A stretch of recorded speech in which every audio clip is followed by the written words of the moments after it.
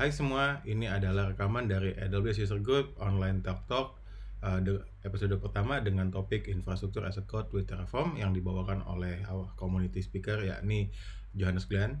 Jadi AWS User Group Online Talk Talk ini adalah bincang-bincang tentang seputar teknologi AWS dari komunitas dan untuk komunitas. Dan kita di kedepannya akan sudah ada beberapa jadwal coming up. Sekarang di minggu depan ada AWS IoT oleh Albert Swandi dan juga ada masih tentang AWS IoT di sini oleh Riza Aludinsyah yang akan men-sharing eksperimen membangun body temperature monitoring system dengan menggunakan AWS IoT. Dan juga di minggu depannya lagi ada Benata yang akan sharing tentang Simple CMS menggunakan Ghost dan AWS Amplify. Dan saya ingin promosi dikit bahwa di AWS kita akan ada acara AWS Summit Online ASEAN 2020 pada tanggal 13 Mei. Jadi teman-teman harap gabung ya. Di sini kita ada opening keynote dari Dr. Werner Vogels, yakni CTO dari Amazon.com, dan juga ada closing keynote dari Santanu Dut, Head of Technology ASEAN. Dan di sini ada banyak sekali sesi-sesi mulai dari beginner, intermediate, dan advance yang teman-teman bisa ikuti. Gitu. Jadi jangan ketinggalan. Dan teman-teman yang ingin pengen tahu atau pengen belajar bersama komunitas, kita di sini ada AWS User Group Indonesia. Silahkan gabung di link yang ada di kanan bawah. Oke, jadi sekian perkenalan dari saya. Berikut silahkan menikmati rekaman dari Zoom Sessions tadi malam. Thank you. Hi everyone. Thank you juga nih Mas Petra, hari ini kesempatannya juga kita bisa sharing-sharing. I think it's a good things, ada hal positif ketika lagi di COVID ini. Kita bisa lebih virtual berarti ya. Jadi aku sebenarnya pengen sering banget ikut meet up, tapi karena terkendala waktu dan jarak jadi agak susah. By the way teman-teman, kalau ada masalah sama voice atau screen, please update ya. So far so good kan ya? Ya, oke. Oke, good. Oke. Kalau gitu, karena saya juga agak deg-degan, ini pertama kali untuk share di grup ini dan bersamaan dengan virtual. So please help me. Kalau teman-teman ada pertanyaan, feel free aja. Jangan ragu, oke? Oke. Oh, thank you. Oke, let's do. Oke, hari ini aku pengen share sesuatu tentang infrastructure as a code. Aku juga nggak tahu dari teman-teman sendiri background-nya apakah banyak dari programming, developers, atau banyak dari solution architect. Mungkin juga banyak yang sudah experience di infrastructure as a code. Please give me feedback, kasih masukan aja. I love to learn. Tapi ada satu hal yang mungkin hari ini diberikan kesempatan, saya mau share tentang infrastructure as a code, tapi kali ini on AWS using Terraform. Katanya belum kenal, belum sayang. Perkenalkan, nama saya Johannes Glenn Widiputra. Panggilnya Glenn aja. Oke, agak panjang ya kalau Johannes Glenn Widiputra. Ini sedikit tentang background saya. Education, background-nya software engineer, computer science di BINUS, lebih fokus ke software engineer kemarin, jadi lebih banyak tentang algo and development. Jadi agak sedikit ada darah developer, tapi karena sudah bertahun-tahun yang lalu, kalau teman-teman lihat, setelah itu saya kerjanya lebih banyak ke methodology and tools, software integrator, solution architect. Yang terakhir saat ini saya lebih fokus ke cloud architect, lebih ke AWS sebenarnya. Feel free to reach me out on LinkedIn, Twitter, atau ada Medium juga. Feel free aja join discussions. Love to hear dari teman-teman semua. Oke, let's start. Oke, mungkin ada satu hal yang menarik kenapa saya pengen share tentang infrastructure as a code. Selain dari aku juga awalnya agak bingung saya mau share bagian yang mana. Terutama teman-teman juga banyak yang expert di sini. Tapi ada satu hal yang saya sangat tertarik dari sisi infrastructure as a code, karena setelah saya menjalani semua ini, baik dari ketika saya sebagai solution architect maupun saya sebagai cloud architect saat ini, hal yang paling susah adalah ketika kita mau deploy environment baru. Kalau di sini saya mulai dengan slide saya yang pertama selalu, kenapa sih? Karena ketika kita melakukan traditional development untuk environment, terutama untuk teman-teman arsitek, selalu kita harus membayangkan, oke, hasil akhirnya seperti apa, tetapi selain itu, kita juga harus mendeploy stacks-nya satu persatu. Contohnya kalau di sini nanti at the end kita ada demo sedikit. Ini gambaran kasarnya, nanti ada diagram lebih lengkapnya di akhir. Kalau kita mau bikin simple web server aja, dua web server, di depannya ada load balancer, lalu web server itu connect ke DB. Hal-hal yang harus dilakukan oleh solution architect adalah kita harus bayangin, oke, berarti saya harus punya servernya, saya harus punya storage-nya, saya harus siapin network-nya, saya harus install OS-nya, hypervisor. Setelah itu baru kita ngomongin soal aplikasinya, middleware-nya, any dependencies, dan itu memang hal yang harus kita lakukan, which is, that's true. Hal yang menarik adalah ketika kita move, atau kalau teman-teman lihat di sini, ini adalah yang pengalaman saya sebagai solution architect. Ketika kita melakukan deployment di traditional on-premise, biasanya ada minimum ada 3 tim yang turun. Biasanya. Tergantung sih dari case-case-nya ya. Biasanya kita akan install infrastructures atau hardware, atau ya kita sebutnya sebagai operation hardware, kalau di saya lebih banyak gitu. Kita install network-nya, cabling dan kawan-kawan, kita install storage-nya, kita install servernya, lalu kita deploy.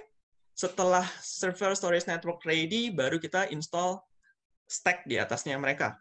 Biasanya hypervisor atau OS, gitu kan ya. Nah, biasanya ini adalah 2 tim yang terpisah, dan masing-masing adalah manual installations.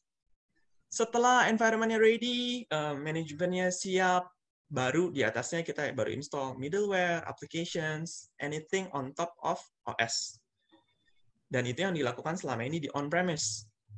Nah, yang menarik adalah ketika kita pindah ke cloud, this is salah satu yang saya suka juga, di AWS, layers yang paling bawah, kalau kita bicara soal infrastructure as a service, saya nggak bilang tentang serverless dan kawan-kawan ya, it's another story, tapi kalau kita bandingkan apple to apple infrastructures di on-premise dan infrastructure as a service di AWS, yang paling menarik adalah ketika kita bicara soal hal-hal yang menjadi fundamental seperti network, storage, server, semuanya handled automatically by AWS.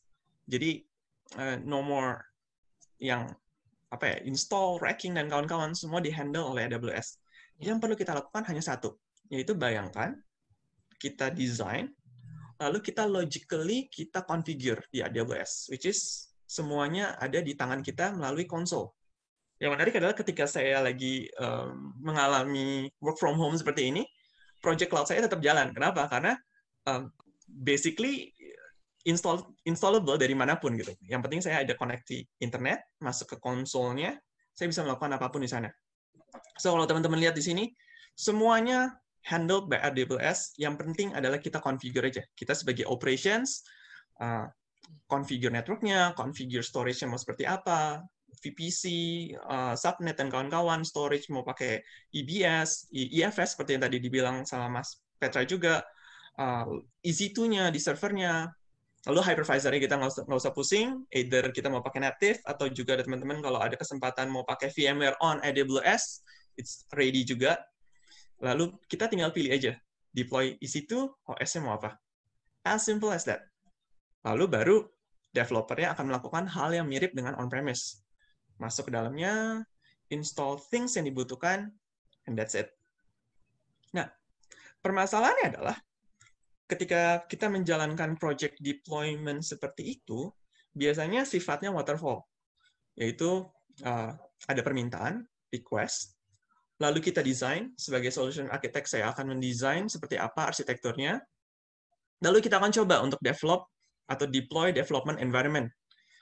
By the way, kalau teman-teman lihat, ini gambarnya italic, kenapa? Karena nggak semua customer kita punya development environment ataupun QA environment, kadang-kadang mereka langsung ke production environment. Tetapi kalau teman-teman perhatikan, ketika kita melakukan di on-premise, saya harus desain, dan harus desain itu di komitmen, dibeli di depan bahasanya ya. Jadi kayak, kalau kita salah beli, kita salah desain, that's it. Gitu. Either kita live with it, atau beli lagi. Yang menarik di cloud adalah, yang pertama ketika kita desain, kita coba aja dulu. Kita try, kita lihat, kita develop. Kalau ada yang kelebihan, kita kurangin. Kalau ada yang kurang, kita tambahin. kita bisa balik ke desain lagi. Until hal yang kita inginkan tercapai. Lalu kita masuk ke QA, lalu akhirnya setelah semua berjalan dengan baik, kita akan masuk ke productions, until ada permintaan baru tambahan. Contohnya mungkin nanti ada server-server tambahan, ada environment tambahan, atau hal-hal yang cukup menarik yang akhir-akhir ini banyak diminta orang, seperti workspace, seperti app streams, itu lumayan banyak sih karena work from home kayaknya ya. Baru nanti ada new request di bawahnya. Pertanyaan paling penting adalah, kadang-kadang ketika kita melakukan banyak perubahan seperti ini, berapa banyak perubahan yang terjadi? Apa saja perubahannya? Kalau misalkan kita udah melakukan perubahan, bisa nggak sih kita revert balik ke kondisi konfigurasi sebelumnya? Dan yang terakhir, biasanya yang paling penting adalah yang ini agak sedikit neglected adalah apakah ada dokumentasinya sehingga nanti kalau kita sifatnya deployment as a team, semua orang tahu. Bayangkan kalau misalkan saya hanya solo gitu ya, saya yang mendevelop itu semua, one day tiba-tiba saya nggak bisa, atau misalkan saya lagi berhalangan, atau mungkin misalkan pindah ke company lain, nanti tim-tim yang ada di company itu akan kesulitan kalau nggak ada dokumentasinya. Itulah kenapa saya senang banget dengan yang kita sebut sebagai infrastructure as a code. Nah, bayangkan infrastructure as a code adalah seperti hal-hal yang kita lakukan seperti biasa di AWS, yaitu kita harus mengkonfigur segala sesuatunya, tetapi yang menarik adalah kita mengkonfigur bukan dengan GUI, tetapi kita mengkonfigur dengan code. Yaitu kenapa disebut sebagai infrastructure as code. Bayangkan teman-teman sebagai operations, lalu kita menciptakan codes-nya. Teman-teman bisa bikin versioning, bisa kita taruh di GitHub, bisa kita taruh any versioning platform yang teman-teman mau pakai. Lalu ketika setelah kita create codes-nya, lalu kita deploy.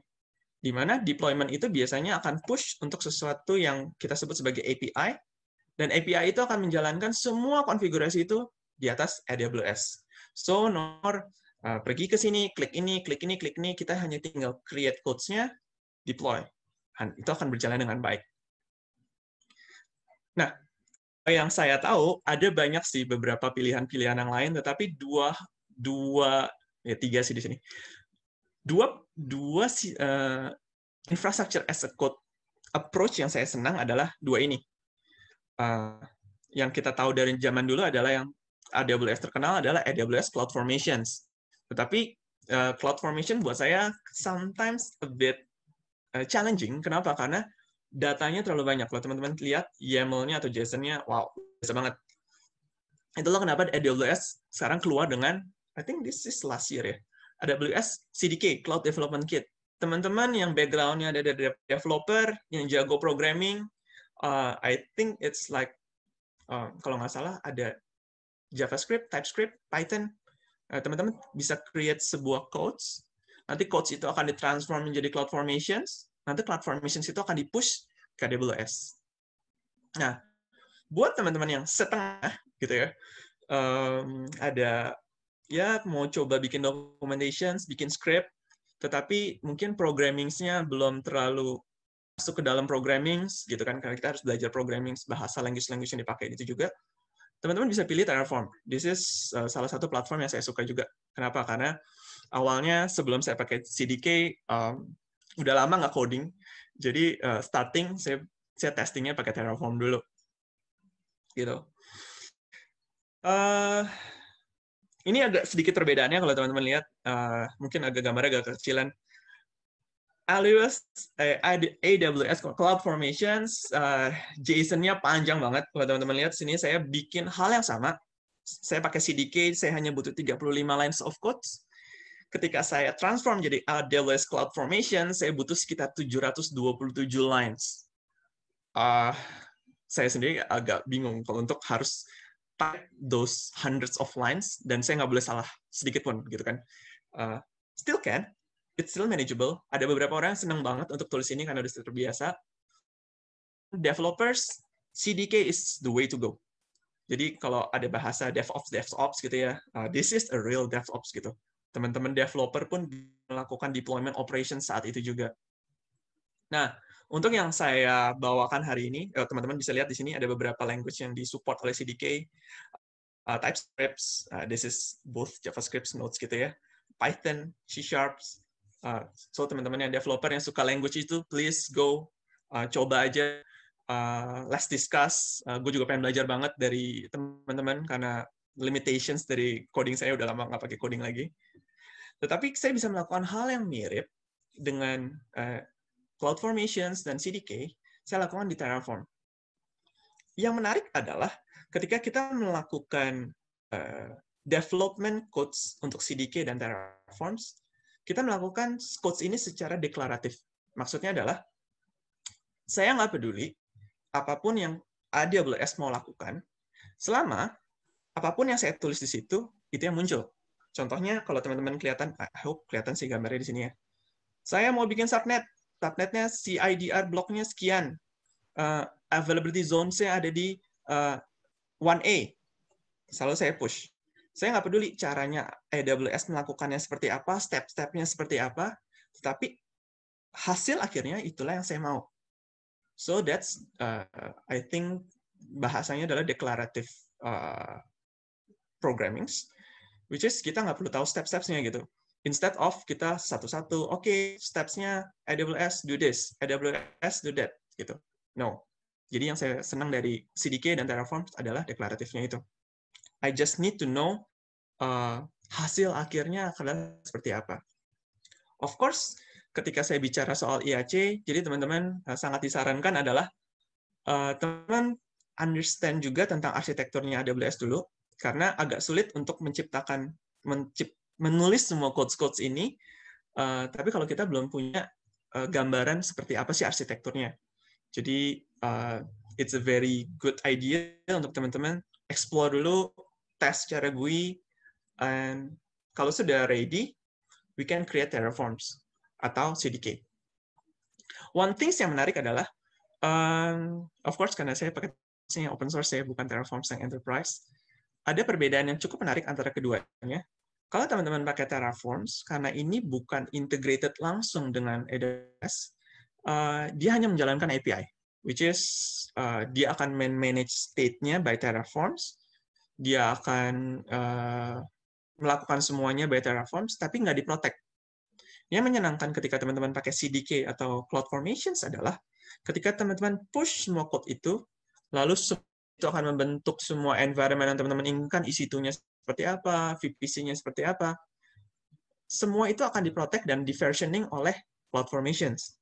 Jadi, it's gonna be safe. Itu yang agak saya cukup menyenangkan ya. Kalau ada pertanyaan, feel free aja. Don't worry. I hope aku juga nggak terlalu kecepatan. Berikan masukan aja ya. Untuk Terraforms, it's very simple. Yang pertama adalah teman-teman install Terraform CLI-nya. Please install. Caranya ada ready di Terraforms, di HashiCorp. Langsung aja ke website-nya. Ada akses yang dibutuhkan. So, teman-teman, please create EIM-nya. Please create either user, nanti mau teman-teman mau pakai token based, easier user sih kalau teman-teman mau pakai. Tapi kalau mau more safer, token based or anything, please do so. Dan yang ketiga, kalau bisa teman-teman install AWS CLI. Kenapa? Karena kalau teman-teman pakai on-premise Terraforms, it's not cloud Terraforms. Aku belum pernah pakai cloud Terraforms. Kemarin aku ngobrol sama Albert. He's using cloud Terraforms and it's very user-friendly gitu ya. Tapi kalau teman-teman pakai on-premise Terraforms, saya pakai di laptop saya, kalau teman-teman nggak pakai AWS CLI, teman-teman harus memikirkan caranya gimana supaya teman-teman bisa export access key and secret key-nya safely, gitu kan. Tapi kalau teman-teman pakai AWS CLI, ada sebuah file profile, teman-teman tinggal ekstrak dari situ aja, which is much safer, nggak ada tulisan hard-coded di dalam Terraforms kita, especially kalau teman-teman pakai Terraforms ataupun CDK dan teman-teman masukin ke GitHub and public, be careful sama secret key and access ID. It's very, very dangerous, gitu.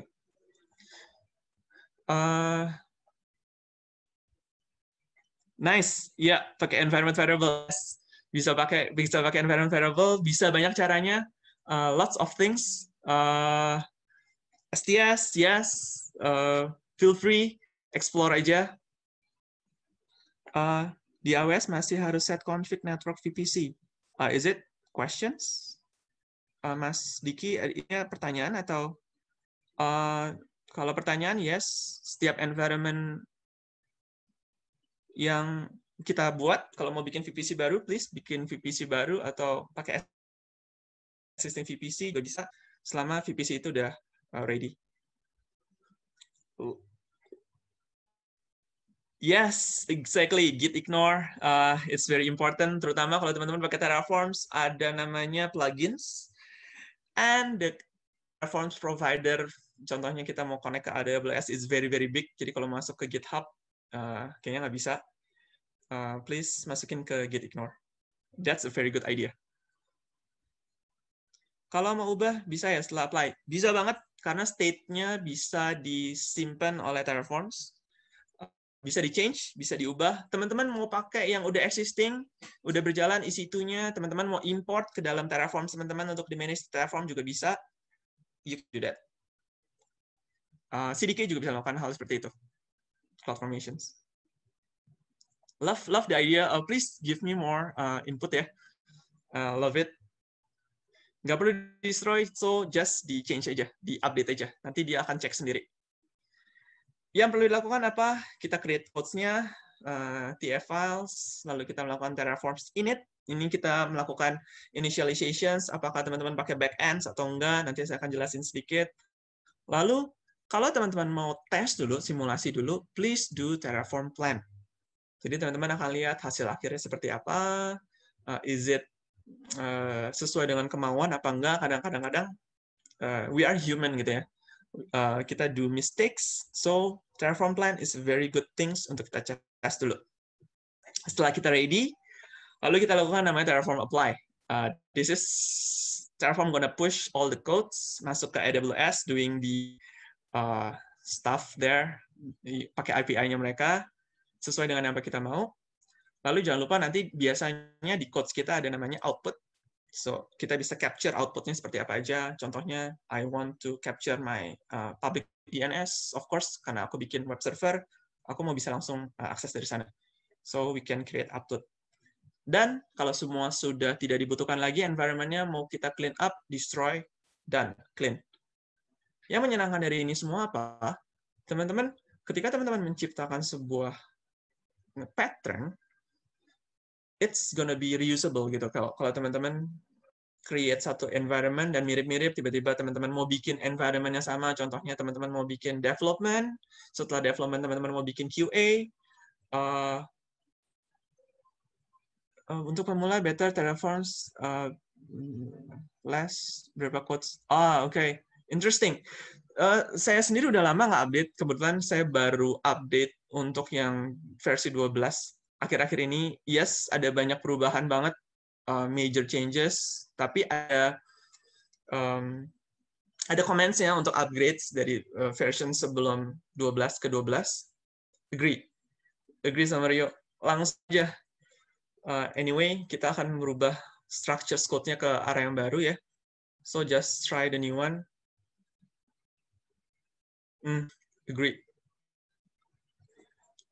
So let's do that. Ada hal-hal yang interesting. Saya belum explore se-deep itu karena jujur untuk perubahan ke-12 saya baru coba untuk discussion hari ini. So teman-teman kasih masukan apa yang working or not. Aku lihat beberapa change logs-nya, ada beberapa yang reporting something's not working correctly.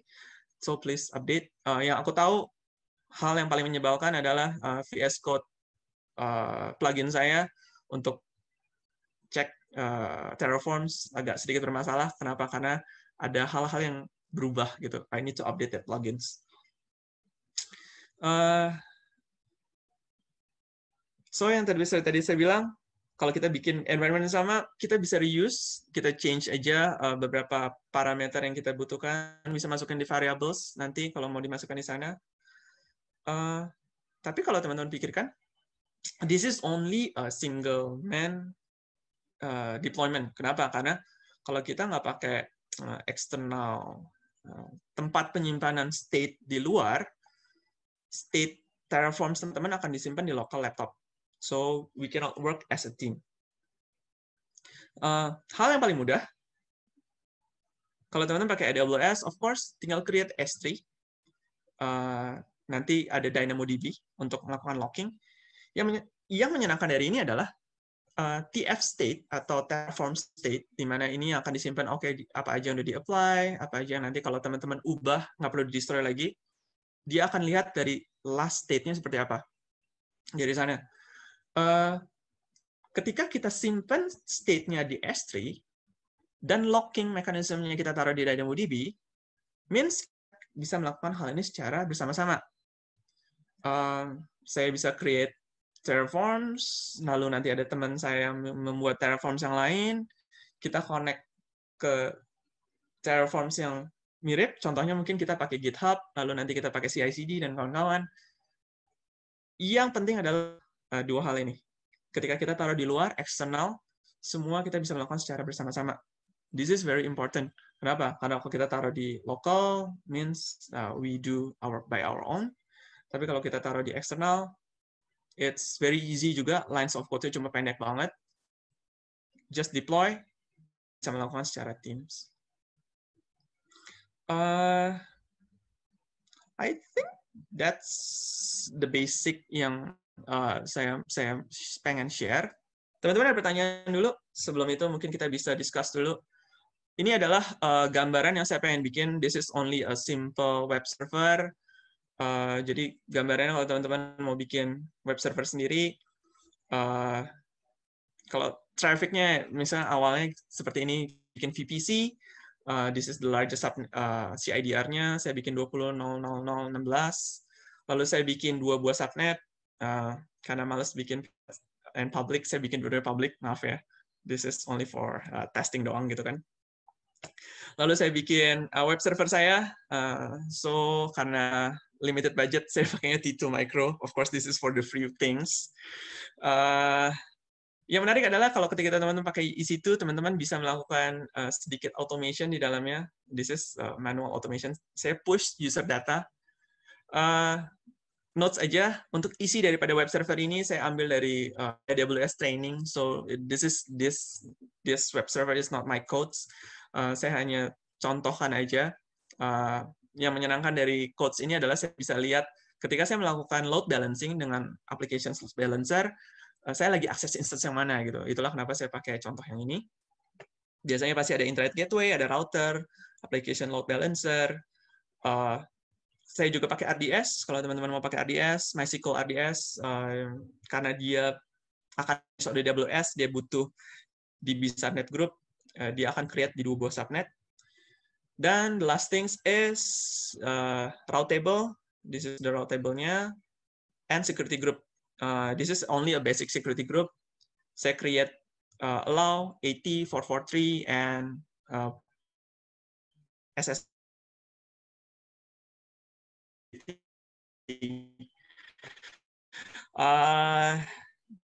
Security group yang kedua, saya hanya allow 3306 dari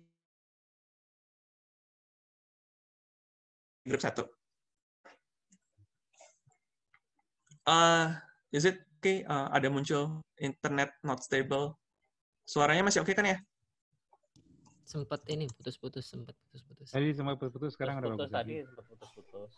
Oke. Sorry. Maaf ya. Lately saya pakai provider tertentu dan dari itu kayaknya agak sedikit bermasalah. Tertentu Saya ya. coba tethering dulu ya. Apa? Tertentu. Ya. Nggak sebutin brand dong. Kalau sebut brand ntar disalahin lagi. Plat merah. Oke. Saya pindah dulu ke where is it? Where's my tethering? Tapi udah lancar kan ya? Saya nggak perlu pindahkan ya? Udah lancar kok, santai aja. Lancar ya? Oke. Itu demonya. Teman-teman bisa lihat Terraform code saya di GitHub, di alef257, terraformworkshops.git. Nanti aku bisa share juga ininya. Teman-teman, please kasih masukan. I want to explore more. Limitasi saya adalah karena saya bukan juga developer, jadi banyak hal yang saya belajar sendiri di sini. Tapi untung ada teman-teman sekalian, ada teman-teman AWS juga yang help. So, very, very helpful. Kebetulan ketahuannya saya tadi baru testing. Biasanya kalau demo live kayak gini, kadang-kadang anything can happen. So, saya tadi. Jadi, teman-teman, biasanya kalau kita melakukan Terraforms, seperti tadi saya bilang, kita hanya tinggal create codes-nya aja, lalu kita melakukan Terraform plan atau Terraform apply. Tapi struktur codes-nya seperti apa sih? Yang menyenangkan adalah teman-teman di Terraform, teman-teman bisa bikin multiple Terraforms files, di mana teman-teman bisa segregate based on kegunaannya sendiri-sendiri. Contohnya sini, saya pisah dengan Terraforms code-nya ada di provider TF, ada VPC, ada EC2, ada tentang RDS, dan terakhir ada tentang output. Jadi, kalau teman-teman lihat di sini, providernya, saya tinggal create providernya, saya mau apa. Saya masuk ke AWS, of course, saya pakai provider AWS. Nah, yang menyenangkan di sini, kalau teman-teman tadi ada beberapa pilihan, pakai STS, pakai environment variables, please do, please use. Kalau teman-teman nggak mau susah, teman-teman bisa pakai AWS CLI, tinggal capture aja profilnya teman-teman mau, biar nggak pusing, saya pakai profile default di sini. Dan push, mau ke region yang mana. Saya pakai Singapura, AP Southeast 1.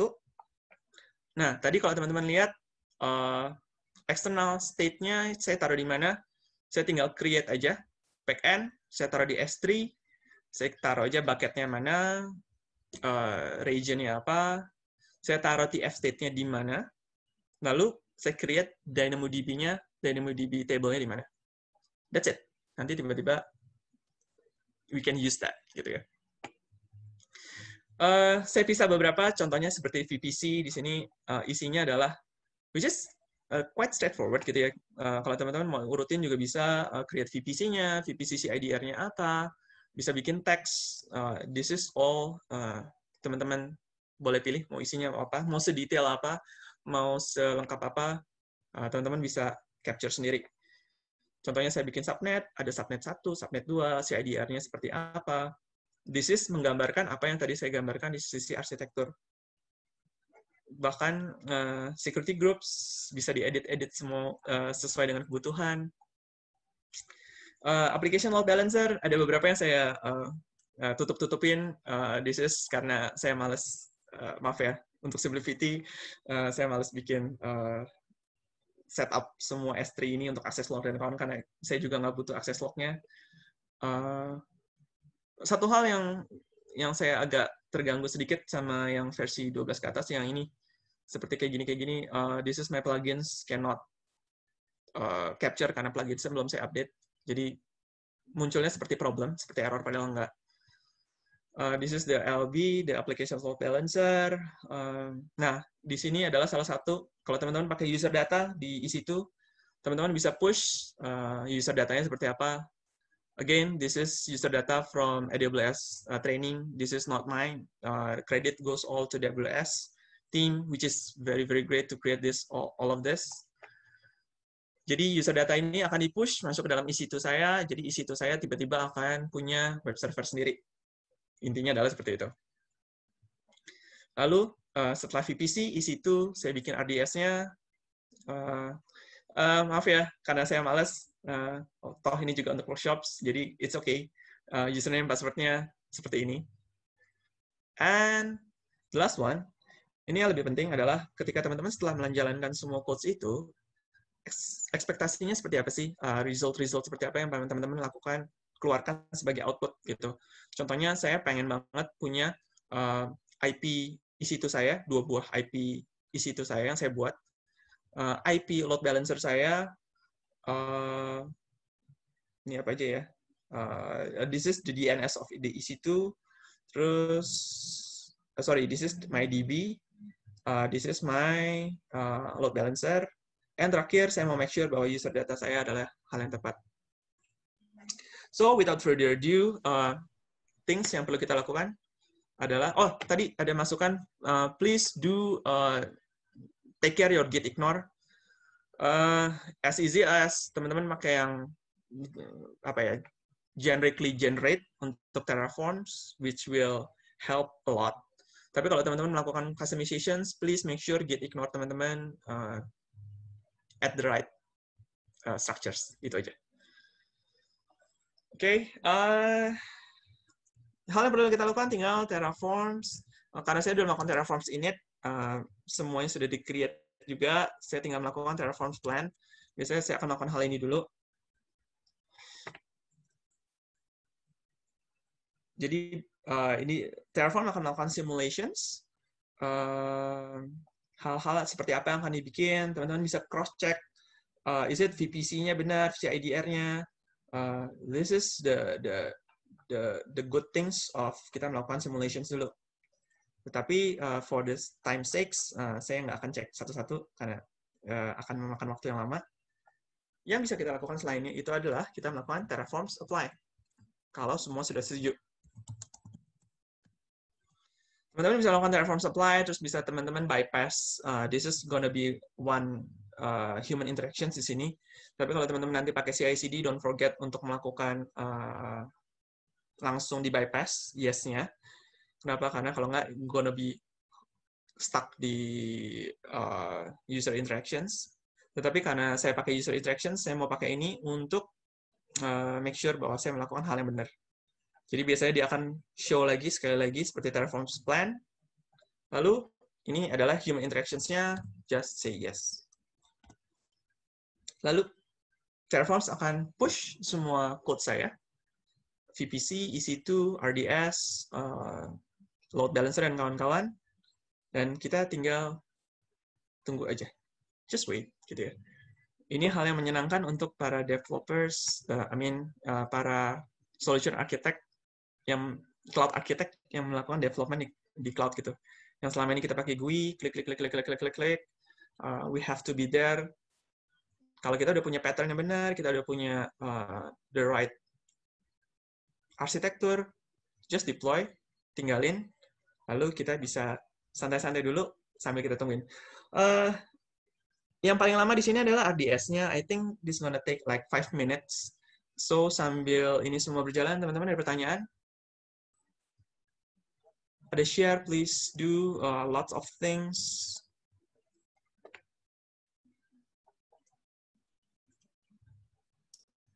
Agak susah dibaca, oke.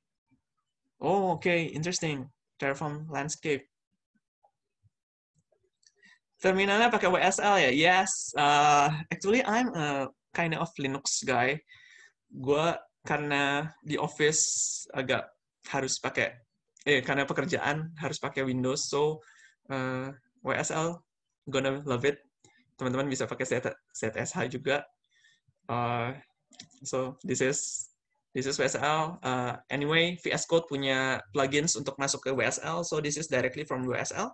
This is remote connections. Ya, sebenarnya hanya biar berasa agak sedikit Linux-Linuxan aja sih.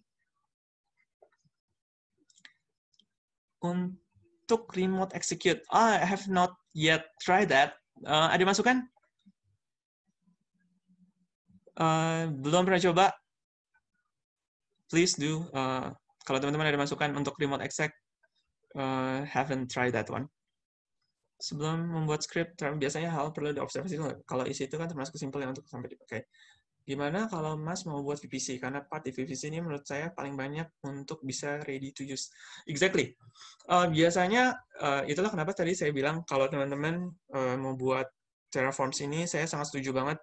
Kalau bisa teman-teman udah at least sudah punya pengalaman dulu architecting, terutama di sisi VPC. Karena VPC sebenarnya pada dasarnya detailnya banyak banget. Apalagi nanti kita bikin soal VPN site-to-site, apakah teman-teman mau pakai DHCP options, mau diganti, things yang seperti itu. This is a very good idea. Tetapi ada hal yang menurut saya juga bisa di bypass, yaitu adalah things yang permanently. Contohnya VPC CIDR. VPC CIDR, teman-teman bayangkan dulu, approve dulu dari customer atau dari kita sendiri, kita yang pemunya cloud-nya. CIDR-nya seperti apa? So, sisanya kayak DHCP options, it's an add-on. Jadi, kalau menurut saya, kita bisa create dulu lalu kita add setelah itu, atau kita change setelah itu. I think it's a very good one. Yes, bisa pakai workspace, bisa dibedain environment. Please ada masukan. Saya sendiri belum terlalu expert juga. Please do. User data diserahkan ke TF juga. Yes, Mas Rio, this is I think this is very good ya. Saya sendiri juga harus belajar banyak ini. Post installation scripts, Ansible, custom bash, yes. Kalau teman-teman punya automation seperti itu, I think Ansible salah satu yang menarik juga, karena saya juga pakai Ansible. Please do. Apalagi teman-teman sekarang semakin banyak containers, it's very, very helpful sih. I prefer running Ubuntu VM on VBox, yes, natively Ubuntu on VMs. But the difference is kalau aku pakai WSL di sini, aku perlu pindah-pindah. So I can use both. Mostly kalau aku pakai AOS CLI, semuanya ada di WSL. Office actually, Microsoft Windows actually untuk Office dan pekerjaan hal-hal dan ya kayak seperti ini.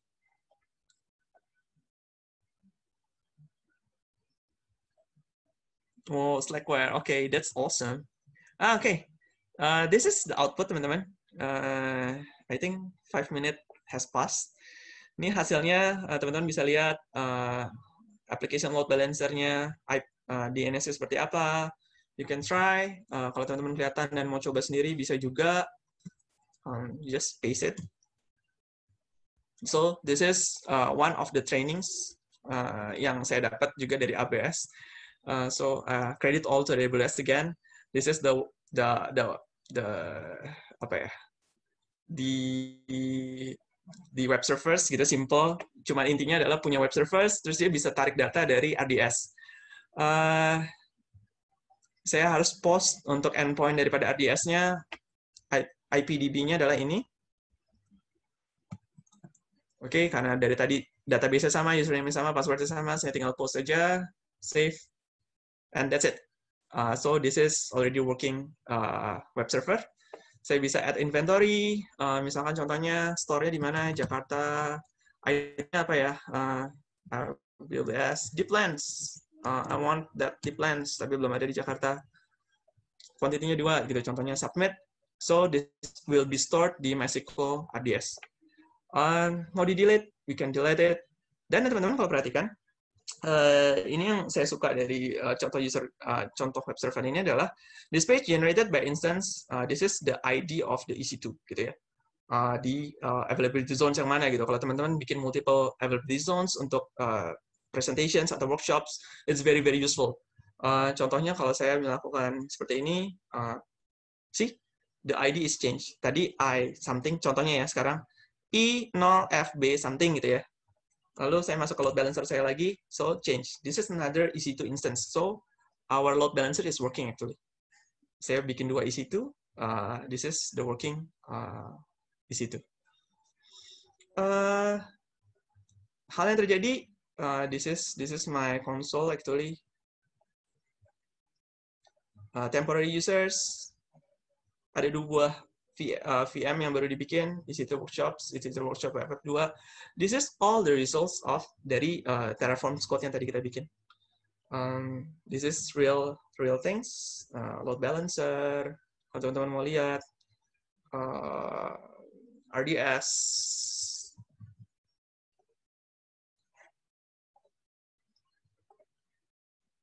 Sambil load, sambil lihat chat dulu. Oh, okay, interesting. Thank you for that. Aku belum pernah coba pakai ini. Kalau nggak salah, remote exec berarti kita bisa execute di like Terraform Clouds atau tempat lain, CI/CD. Saya belum pernah pakai yang lain sih. Saya biasanya CI/CD-nya pakai, of course, AWS juga. Di sana ada code commits, ada apa ya? I forgot the names. Saya coba-coba semua di sini and it's all working gitu ya. Jadi it's very good for me. Ini RDS MySQL yang dibikin dari Terraform. This is freshly created. Ya, ada tanda-tanda baru dibikin nggak sih? Saya juga. Intinya adalah this is all the results yang dibikin dari Terraforms.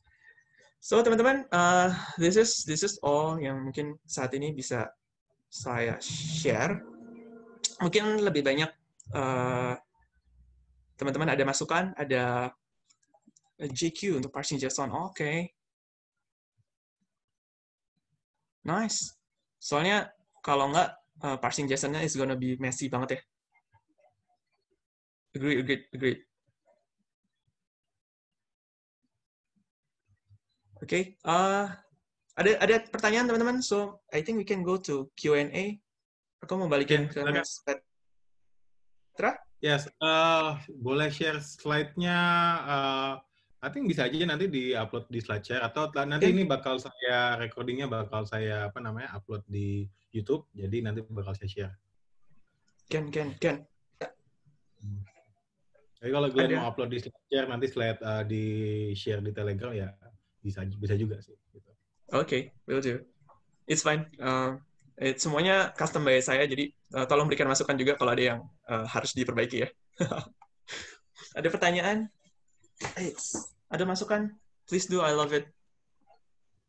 Yang saya senang dari community kayak gini adalah I learn a lot dari teman-teman semua sih. Things yang banyak yang saya belum explore juga.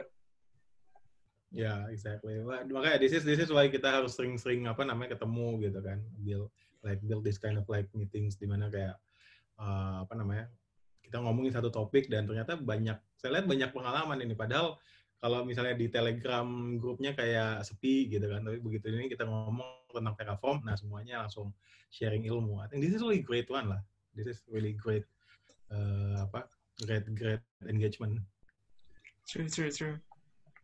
Okay, I give it back. Okay, I think we'll wait for 5 minutes buat kalau ada pertanyaan. Kalau misalnya nggak ada, I'll close it in 5 minutes. Gitu. Okay, redeploy. Bisanya bagian yang berubah saja atau di redeploy semua?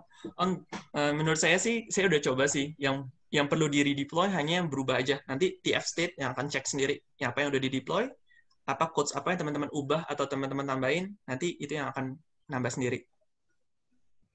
Ada beberapa sih nanti harus recreate.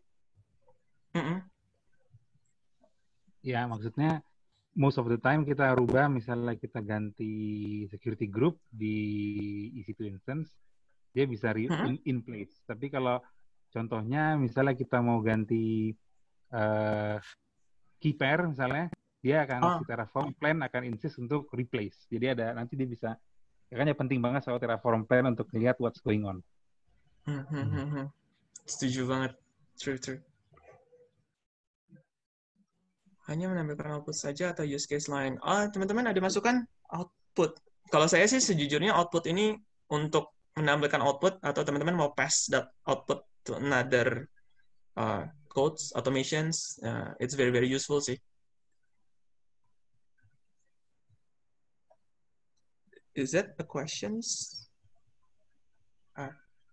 I think Mas Rio justru lebih expert. Untuk output. Kalau output.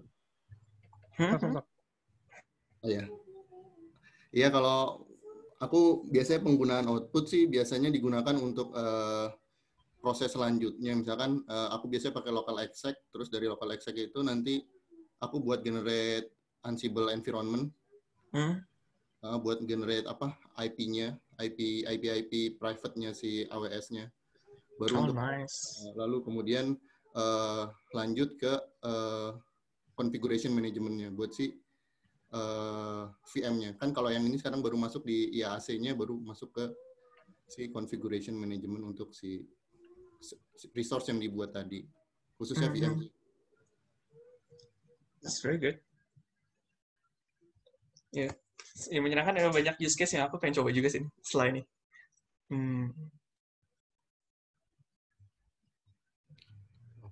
Nah, agree.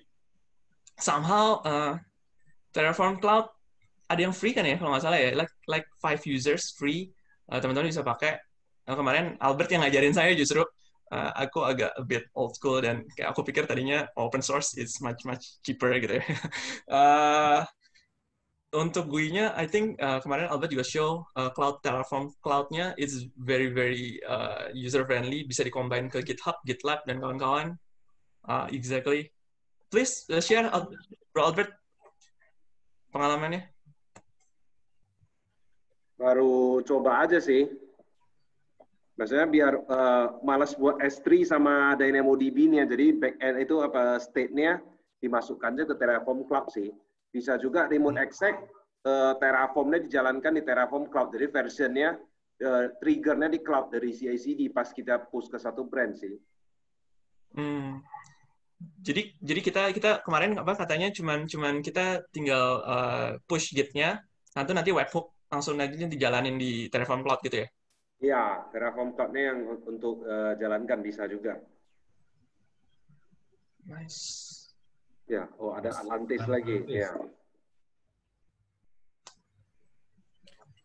Mas, aku mau nanya Mas, kalau untuk resource yang udah terlanjur dibuat, yang nggak menggunakan Terraform, apakah bisa di-generate-kan biar ada ininya ya, biar jadi main.tf-nya, jadi nggak hanya sekedar Terraform state-nya aja gitu yang di-generate sama Terraform import itu.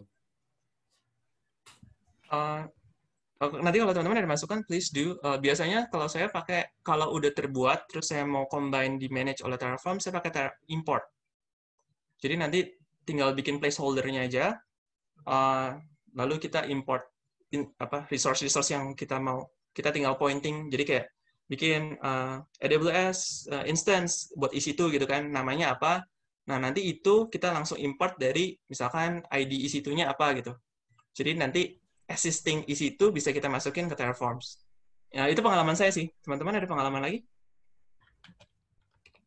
Sama sih. Kadang-kadang saya malah kalau bingung parameter Terraform-nya, bikin dulu Terraform, pakai konsol bikin instance-nya, misalnya RDS instance atau EC2 atau whatever, import ke Terraform, terus baru kita lihat apa yang si Terraform mau ubah. Oh ini, tinggal copy paste ke dalam TS-nya. Betul. Hasilnya apa gitu ya? Benar. Iya. Soalnya kadang-kadang yang documentation Terraform nggak bagus-bagus amat juga sih, mesti. Iya, kadang kurang lengkap ya. Akhirnya ya solusinya kita create dulu di konsol, terus import ke Terraform, terus lihat dia ketemunya apa. Oh ini mesti ubah, disamain aja sampai si Terraform plan-nya bilang up to date.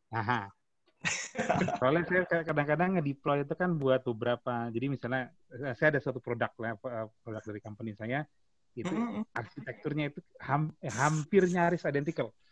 Jadi dengan saya cuma sekali gitu aja, instead of saya ubek-ubek di internet, nyari documentation, nanya di Stack Overflow, dan seterusnya, create, import, lihat parameternya apa, copy, paste ke TF, tes lagi Terraform plan, up to date, ini dia cara configuration, nanti tinggal copy. Very good. Itu yang Terraform import, Mas, prosesnya saat dari mana ya? Saya kan kemarin Terraform import tuh dari CLI-nya ya, dari CLI-nya Terraform import. Nah, cuman begitu saya selesai import tuh yang hanya dibuat sama dia tuh cuman terraform.state-nya itu doang. Terraform.tst. Kayaknya buat sendiri kayaknya itunya apa? Kita harus nulis lagi sendiri manual kayaknya itu. Tetap harus nulis lagi sendiri. Iya. Kita bikin TF-nya. Misalnya kita bikin resource AWS DB instance, terus kasih nama apa production DB. Dalemannya kasih yang minimum yang kalau di dokumentasikan ada yang required. Nah, yang required-nya diisi dulu. Terus pindah ke web console, create RDS-nya. Udah jadi RDS-nya kan tuh udah dapat tuh RDS ID-nya.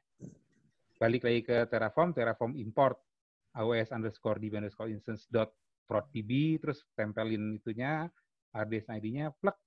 Sebentar memang dia akan create TF state lokal. Kalau kita nggak set backend-nya misalnya K3 ya, dia akan create TF state lokal. Nah, terus baru jalan Terraform plan. Nah, kan kelihatan tuh, dia akan insist, gue mau ganti nih si database ini karena di-create yang parameter ini, padahal di TF-nya parameternya kosong. Nah, di situ kita copy-in aja parameternya. Oke. Makasih, Mas. Dia kan kasih lihat, nah parameter mana yang akan dia ubah gitu. Kalau untuk stateful resource kayak database gitu, kan kalau kita pakai Terraform Destroy kan biasanya pasti ikut kehapus kan. Biasanya itu kita manage di luar Terraform atau gimana kawan-kawan biasanya? Kalau Terraform Destroy, biasanya iya ya. Kalau biasanya kalau RDS itu kan ada yang apa bikin snapshots-nya atau nggak bisa di-delete. Jadi kalau aku sih kadang-kadang suka pakai parameter kayak gitu ya. Nggak tahu, teman-teman ada masukan nggak? Prevent destroy maksudnya. Apa? Iya. Jadi putus. Jadi putus. Ya, jadi pakai Terraform destroy, tapi kita nggak mau sampai si DB-nya hilang gitu ya? Iya, kayak gitu. Biasanya kan kadang-kadang kan kita sering create destroy berkali-kali kan, kayak gitu untuk resource yang stateless kayak gitu, kayak web server dan sebagainya. Tapi kalau untuk yang database itu kan kalau sekali destroy datanya nanti hilang kayak gitu. Itu apakah biasanya kita buat sendiri di luar Terraform, terus ID-nya aja kita ambil dimasukkan di code Terraform-nya atau gimana biasanya teman-teman? Kalau saya sih saya pisahin ya. Sebagai contoh di tempat saya VPC itu buat production. Nah di dalamnya kan banyak subnet. Subnet ini buat production yang varian A, varian B, varian C, varian D dan seterusnya gitu. Ya kalau saya jangan sampai saya destroy itu VPC-nya minta destroy juga kan karena produk lain hidupnya di VP yang sama. Jadi bikin satu Terraform set sendiri buat VPC-nya. Back-end-nya kalau saya sih saya lempar ke S3 dan DynamoDB ya. Kemudian di masing-masing produk kita import dengan data Terraform_remote_state. Jadi itulah tadi fungsi output yang diperagain Mas Glenn tadi. Salah satu fungsi output-nya itu adalah kalau satu Terraform, saya sebutnya satu resep Terraform udah execute, kita bisa ekspor value-value-nya, misalnya VPC dan segala macam dengan perintah output, lalu output ini bisa dibaca oleh resep Terraform yang lain dan sifatnya read-only. Jadi sekarang kalau saya Terraform destroy yang kehajar hanya subnet, EC2 dan lain-lain yang memang sifatnya yang sifatnya ephemeral, yang sifatnya bisa kita rebuild ulang dan no problem. Nah, database, VPC, kemudian bisa juga routing table, itu semua di luar dari resep Terraform untuk satu produk ini gitu. Very good. Aku belajar banyak nih. Ya kadang-kadang kelupaan nanti ke destroy semua, hancur. Datanya hilang semua. Iya ini.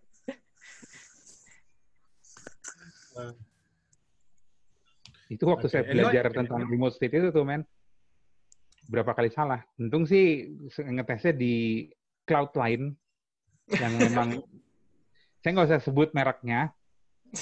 Cloudline ini kita udah mulai tinggalkan, memang kita lagi migrate ke AWS. Di Cloudline ini akhirnya saya pakai buat main-main karena istilahnya udah pada pindah, kehapus semuanya juga no problem meskipun ya karena udah migrate, yang ini cuma disimpan database-nya doang. Jadi database-nya kita backup juga, tinggal kita ekspor database-nya pakai pgdump. Set, aman kan? Sila itu sebenarnya tinggal saya main-main, berapa kali hancur lebur satu kelompok database.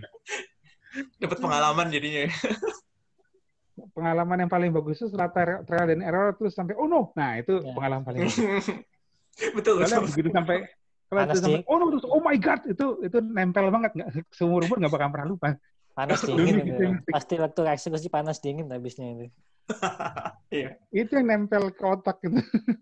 Ya sukses lupa men. Yang gagal fatal. Nah, itu tuh.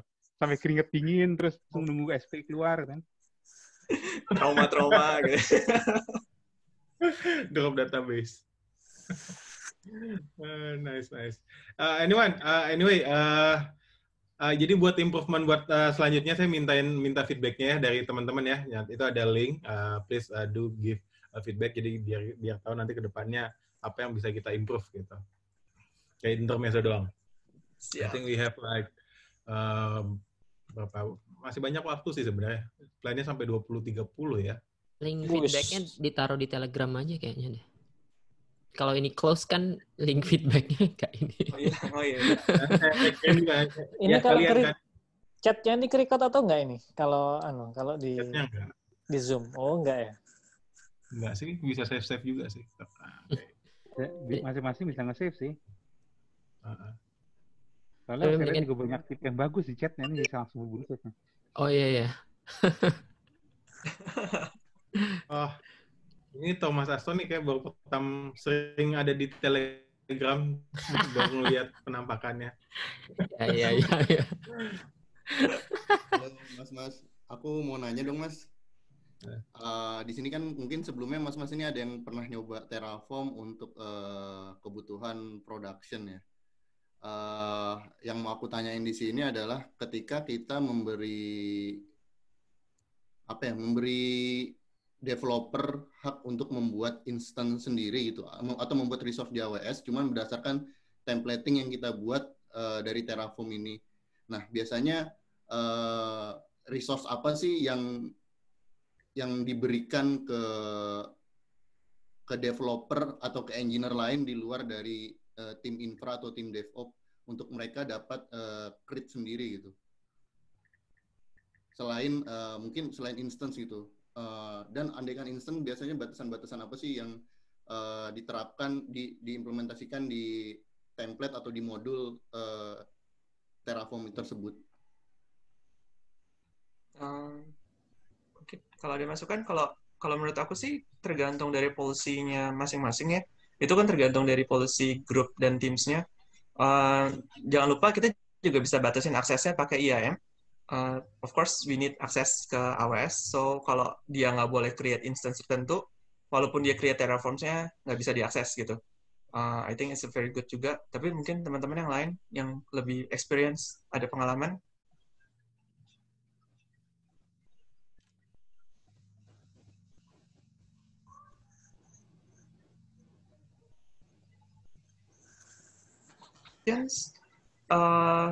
Yang menarik juga salah satu kalau teman-teman mau coba, ya kemarin aku lihat-lihat sih, Terraform Enterprise, dia punya role-based access control, semua Terraform sih juga bisa taruh di Terraform Station, bisa taruh di sana juga. It's a very good, tapi commercially, so aku belum pernah coba sendiri. It's another way juga untuk bisa diakses. Jadi kayak, oke, berarti developer ini cuma bisa create instance ini, developer ini cuma bisa create instance ini, operations ini bisa create instance yang ini, gitu. Network only create by network guy, bisa juga seperti itu. Kalau untuk IAM bisa dibatasi nggak selain bisa create instant di menggunakan istilahnya prefix atau tag tertentu, kayak jumlah IBS volume-nya itu berapa giga itu nggak bisa ya kalau di IAM ya? Belum pernah coba sih. Ada nggak ya limitasi kayak gitu? Iya, nggak pernah tahu juga. Ya, yang pernah bikin cuman aksesnya dia bisa bikin apa enggak gitu ya. Iya. Tapi limitasinya berapa nggak tahu deh. Itu belum pernah coba jujur. Ada yang pernah pakai tools lain untuk ini atau gimana?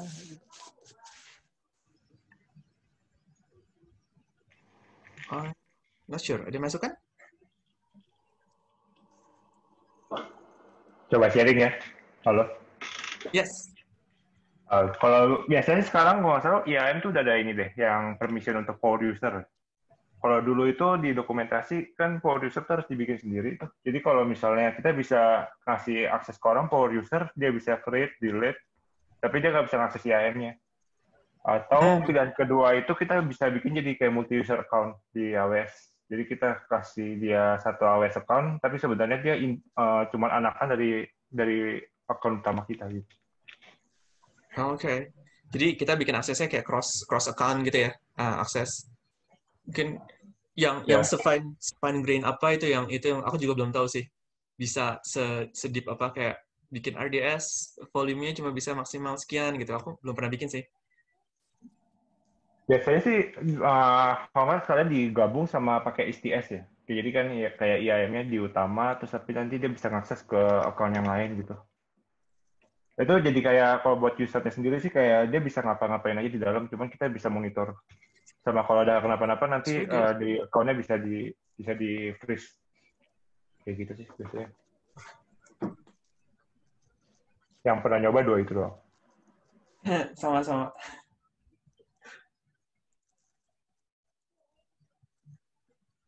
Okay. Anything more? Set conditions, volume 5, the IAM is interesting.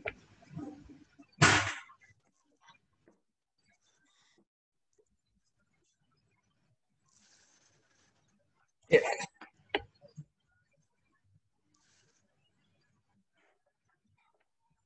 Ini ada pertanyaan nih yang apa namanya, bisa nggak Terraform pakai isi apa dibikin cluster ECS? Harusnya bisa sih ya. Ada yang udah pernah nyoba belum? Kemarin kan aku bikin EKS sih. Enggak deh, aku pakai CLI ya. ECS cluster bisa kok. Bisa ya? Bisa nyoba. Ya, should. Hampir bisa semua kok Terraform itu.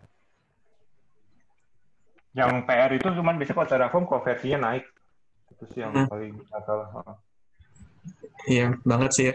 Kemarin pas mau bikin sharing ini, pas gue lagi update Terraformnya, terus gue shock. Kenapa code gue nggak jalan? Oke, ternyata major changes. Oke.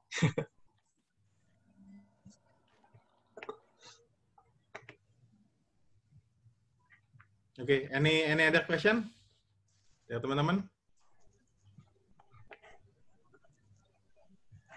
Di sini ada yang tertarik buat ngisi sharing session selanjutnya nggak? Ini saya lihat banyak banget yang. Aku ada. Aku request sesi nggak bisa? Maksudnya request sesi, Mas Petra. Request apa nih? Sesi logging dengan CloudWatch. Kadang-kadang bingung tuh Mas Ian tuh. Logging dengan CloudWatch tuh kadang-kadang membingungkan itu juga. Apa aja yang perlu kita logging? Best practice-nya kayak gimana kalau kita buat aplikasi skala besar terus dengan CloudWatch kayak gitu. Setuju. Oh, banyak nih. Iya, banyak yang perlu dipelajari CloudWatch ini. Aku belum nyentuh malah. Wah, Mas Didit nih. Apa yo? Mantan ya tetangga udah ketemu lumayan di besar sini. juga sih gitu ya. Kayak CloudWatch Insight segala macam. Memang kita kemarin pas reinvent juga banyak banget kita nambahin fitur-fitur di CloudWatch. Dan cukup overwhelming juga sih, but I think that's very good idea in terms of gimana kita melakukan monitoring. Setuju. Ini ada yang nanya plus minus Terraform dibandingin CloudFormation. Wah, gampang, lebih manusiawi. Yang mana? Sekali waktu itu pertama kali saya lihat CloudFormation sudah pusing ya, nggak mau itu lagi ya kayak gitu. Saya dulu malah ini pakainya cuma CloudFormation. Begitu tahu Terraform tuh sebenarnya baru tahun lalu sebenarnya baru tahu ada Terraform. Terus tiba-tiba ada CDK, ya udah. Gitu. CDK much better. Wow, karena background saya kan programmer kan, jadi I can write like more procedural gitu kan. Oh, bikin di situ dulu, bikin VPC dulu, bikin ini, gitu. Jadi lebih natural aja buat yang backgroundnya programmer kan. Tapi mungkin kalau buat yang backgroundnya kan, kemarin ngobrol sama Mas Pandu ya, itu kan kalau backgroundnya sysadmin, karena memang berkutat dengan configuration file ya lebih natural dengan yang tipenya deklaratif kayak Terraform gitu. Ya CloudFormation ya, yes. Dulu saya pakai CloudFormation masih pas cuma support JSON. Bayangin JSON tuh lebih nggak manusiawi, nggak bisa dikomenin. Wow, JSON. Itu yang makanya saya masih bingung kalau orang insist dia bikin tool yang configuration-nya harus JSON. Okay, you're not making your tool for humans, you're making your tool for machine. Iya. Sebetulnya. Ya, kan bisa dikomenin. Nah itu, makanya ini lucu nih. HashiCorp ini kan kalau Terraform ini buat HashiCorp. Nah, si HashiCorp juga bikin tool namanya Packer buat bikin AMI. Yeah. Dan itu konfigurasinya harus pakai JSON. Jadi akhirnya saya saking keselnya sampai saya bikin satu wrapper pakai Python yang supaya saya bisa bikin konfigurasinya pakai YAML. Terus YAML configuration itu akan dia convert jadi JSON. Tapi luar biasa. Lagi ada jeleknya lagi si Packer itu dia nggak bisa nyari image. Dia kalau kita kan image kan identifier-nya AMI-something gitu kan. Dia nggak bisa search by name, you harus tahu ID-nya pas. Padahal saya kadang-kadang sebel aja nyari gitu. Jadi akhirnya di Python wrapper ini kalau dia execute, dia akan lihat di YAML file, oh dia maunya nama Lalu dia akan jalanin apa namanya CLI, AWS CLI untuk nge-search, nge-filter based on name, nyari image-nya apa, dapetin ID-nya, terus dicemplungin, terus dia bikin JSON, baru JSON dipompa ke dalam Packer. That's super amazing. Ya, Packer bisa pakai ML filter ya. Mungkin ya fitur baru lah. Sama kayak dulu saya pakai CloudFormation cuma support JSON, habis itu udah support YAML. Yang malah itu yang betul manusiawi itu, enak dikasih komennya. Wah. Udah konfliknya pakai JSON, nanti lognya keluarnya JSON juga. Nah, selamat deh. Nah. Itu rasanya pengen bikin bunuh orang. Iya kan, tapi akhirnya paling nggak udah ada JQ lah gitu kan, bisa nyari-nyari. Nah itu helpful banget itu. Itu helpful banget. JQ is really helpful. Oke. Ada lagi ide buat yang mau dibahas? Ini kita ada ide nanti Mas Fajri di sini bakal bahas serverless mungkin akhir bulan ini. Mana orangnya udah ngilang. Mas Didit sama ini Mas Pandu bisa sharing juga ya? Sharing. Kita cari inspirasi dulu. Oke. Nah, kalau publik ini kan enak nodongnya kan? Ya, ayo Mas Didit ini. Sudah waktunya ditodong ini. Enaknya Zoom itu gitu langsung nodong. Kalau meeting face to face kan buru-buru ngabur kita ke WC kan gitu.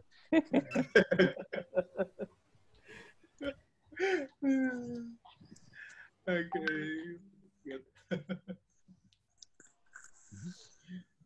Terus sini ada berapa yang pakai CDK gitu? Ada nggak?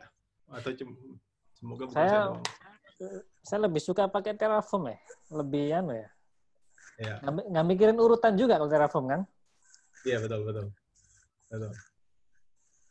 Seingatku ada lagi IAC mirip Terraform ini apa ya namanya ya? Cuman dia multi language gitu. Pulumi ya? Oh ya Pulumi ya. Cuman aku agak ini sih, kenapa pada pakai Pulumi gitu. Karena kan maksudku biar satu bahasa aja dan dia bisa dipakai oleh semua engineer gitu. Jadi punya patokan yang baku. Ya. Pulumi behind the scenes bukannya pakai Terraform juga atau gimana? Kayaknya di dokumentasinya saya ingatku dulu itu. Pulumi kayaknya another Terraform gitu deh. Jualan produk lain kayaknya itu. Perusahaan lain.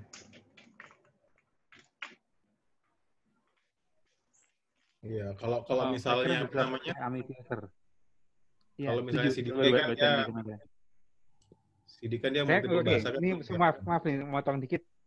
Jadi sebetulnya ini kemarin saya bikin wrapper Python ini. Memang sekarang Packer bisa AMI filter kalau buildernya AWS EBS ya kalau nggak salah namanya, Amazon EBS. Nah, kan saya bilang nih sebelumnya VM saya ada di cloud provider sebelah. Itu nggak bisa nge-search pakai itu. Harus tahu ID-nya. Jadi akhirnya itu yang menyebabkan saya bikin Python script. Akhirnya ada terlanjur jadi Python script-nya udah bikin plugin-pluginnya buat Amazon juga dan seterusnya. Sengaja. Di present Mas, itunya Mas, codingannya. Oh, yang itu, yang buat Packer itu? Ya, buat next session. Oh ya, boleh. Next session kan langsung udah ada. Barusan aku googling tentang Packer ya. Ini jadi bedanya apa Mas ya sama si Terraform Mas? Masih kurang. Packer itu cuma bikin AMI doang. Oh, untuk ininya, AMI-nya. Template-nya doang kan, ya. Ideally kita kalau ngedeploy sesuatu bukan kita deploy terus install. Apalagi kalau exactly the same. Kita bikin satu instance, kita install apa yang bakal kita butuhin minus data filenya, lalu kita bikin AMI. Next time kalau kita deploy kan tinggal AMI-nya dijadiin instance. Nah, itu fungsi Packer di situ. Oh, jadi saling melengkapi jadinya ya sama si Terraform. Jadi si Packer itu saya pakai Packer untuk memaintain saya punya AMI ini supaya, nah ini bagus si Packer ini. Misalnya kita punya nama AMI-nya namanya misalnya Production Gold gitu ya, Web Production Gold. Nah kemudian selama namanya sama, dia bisa akan otomatis ngedrive Amazon maupun cloud provider lain, dia akan drive bikin instance, bikin security group, bikin key pair dan segala macam, dia yang akan SSH ke dalamnya buat melakukan update bla bla bla bla bla bla sampai kelar, terus dia bikin snapshot, dia bikin image. That's it. Yeah. Nah, nanti terus image-nya saya deploy pakai Terraform. Oh. Ya. Di Berarti AWS juga sekarang udah ada toolsnya sih, namanya EC2 Image Builder, jadi mirip kayak Packer juga actually. Kalau Packer kan harus bikin SSH-nya juga dulu kan. Enggak sih, udah semuanya. Sekarang Packer itu udah fully automated, jadi saya pakainya tinggal bikin JSON-nya, jadi seluruh si Packer baca sampai kelar beres. Paling kita cukup bikin script-nya aja supaya si Packer injeksi script itu ke instance yang bakal dibikin AMI ini, nanti dia akan execute remotely. Jadi si script-nya ya bangsaknya apt update, apt upgrade, terus apt install ini, install best script lah pada dasarnya. Dia akan execute everything, itu kelar, si Packer-nya langsung putusin SSH-nya, langsung dia ambil snapshot, lalu bikin AMI. Berarti ini sebenarnya ngilangin step untuk user data itu aja ya, kayak gitu ya. Packer ini gampangannya. Buat juga image. Sih. Kalau AMI kita jadiin instance kan nama instance-nya random tuh. Ya, semi random lah. Oh, iya. Nah, karena ada cloud init script di dalamnya si AMI itu yang akan ngeriset nama hostname dari instance-nya kan. Nah, di situ makanya kalau ngelihat ke misalnya Terraform saya tetap masukin user data yaitu untuk nge-rename lagi si image yang jadi instance ini di-rename ke nama yang saya inginkan. Itu at least lah. Tapi jadinya enaknya apa? User data saya pendek. Cuman 2 baris doang, hashbang bin bash sama hostname control something gitulah. Hostname control set hostname gitu. Jadi heavy liftingnya udah dilakukan oleh Packer. Terus kemudian oleh Terraform, dia lebih cenderung deploy and coordinate antara semua fitur-fitur AWS supaya semua terkoneksi semuanya dengan indah gitu. Oh iya, itu saya udah share ya, itu tool saya namanya Packer Runner, itu saya taruh di source hub. Mohon maaf, itu bukan Git, itu Mercurial.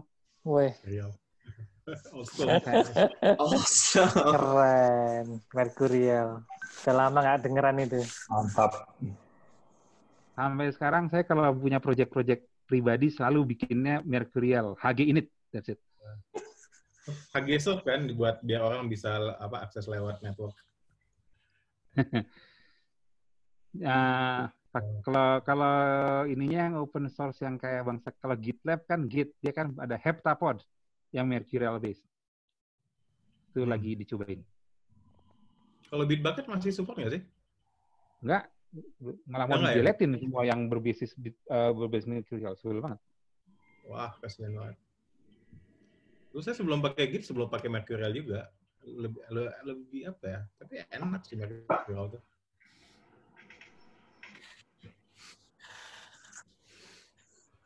Oke, I think udah mau jam 8:30.